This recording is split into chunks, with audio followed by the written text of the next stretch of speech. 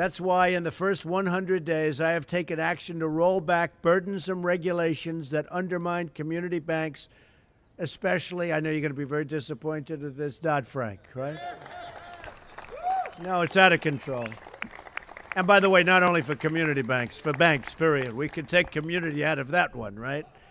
No, Dodd-Frank, we're working on that right now, and you'll see a very big difference because you want to get out and make our country work.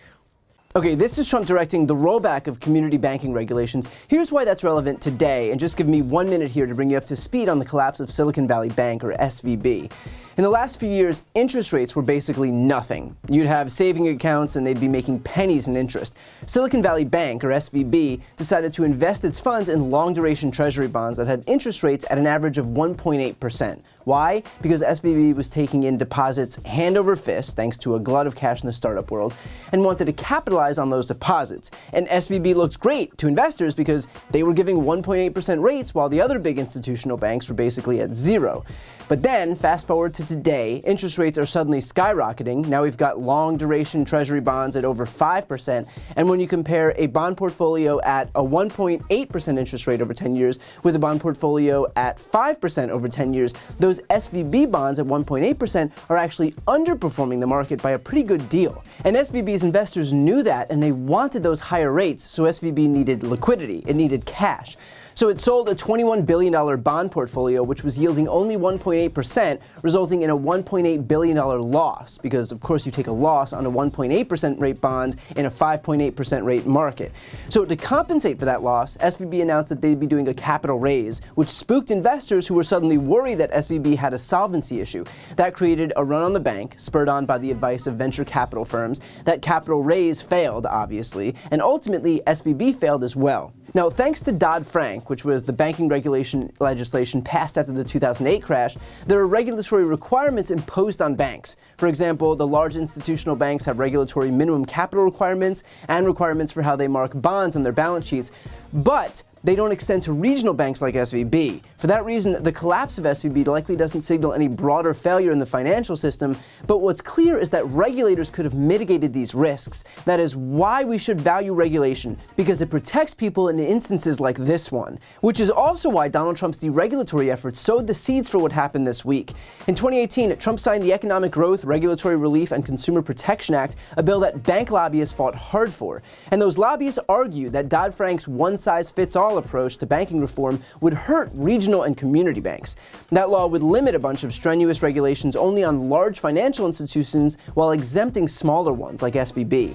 And fans of deregulation justified it by claiming that only the large financial institutions could destabilize the entire national banking system, while ignoring the fact that smaller institutions failing, while not hurting the entire banking system, could still destabilize a region. And if that region is Silicon Valley, then the consequences could still be far-reaching. But while Trump's deregulatory actions are dangerous, the rest of his party's comments in response to the SVB failure are just downright stupid.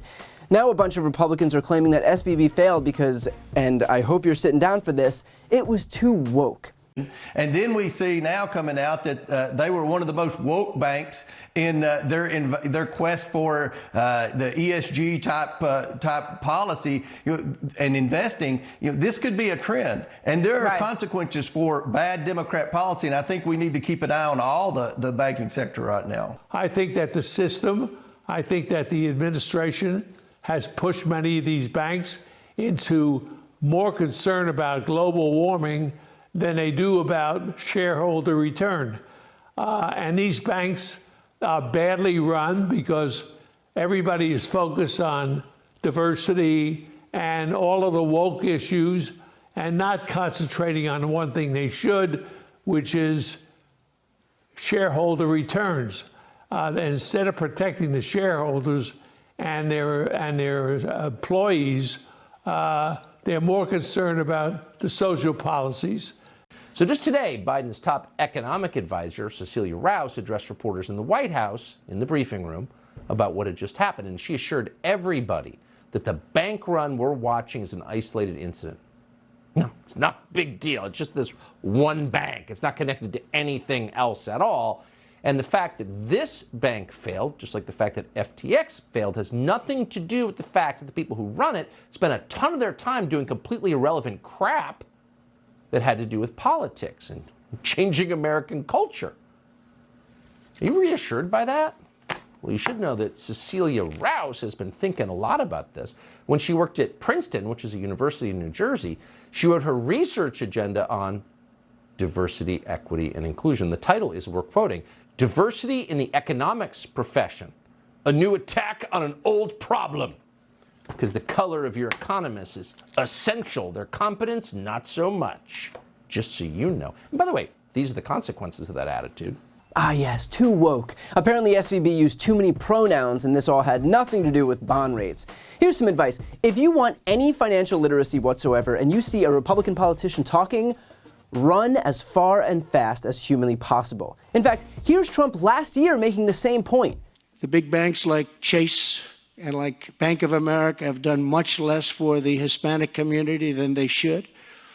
They've gone woke and they should be penalized very severely for it. The banks have let the community down. I think they've let the country down. In other words, the guy who literally signed into law banking deregulation is blaming a non-existent buzzword for the failure of banks that could have survived had it been for more regulation.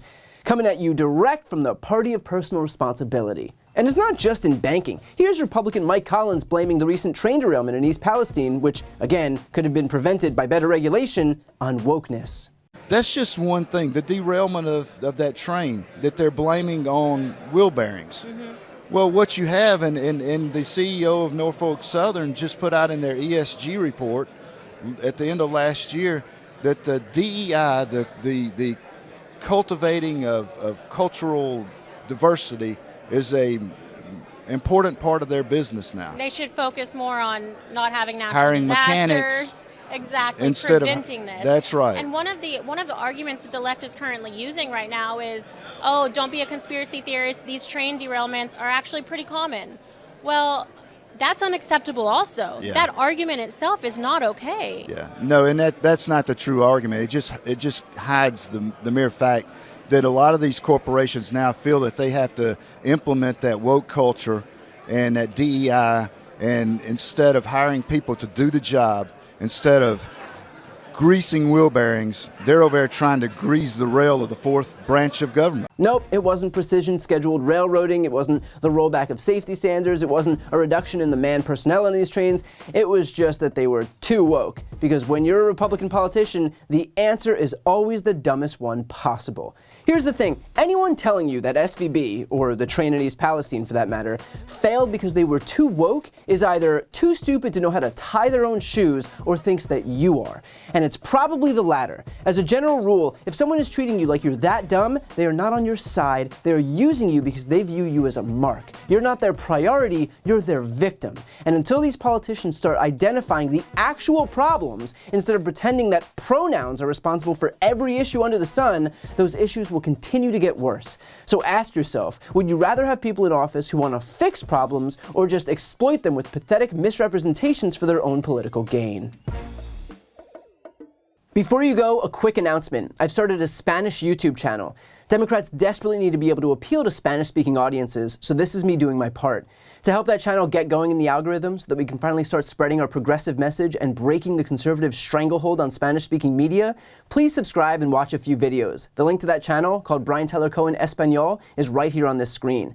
And of course, to see more of my content in English, make sure to subscribe to this channel as well. The link is also right here on this screen. Thanks so much for watching.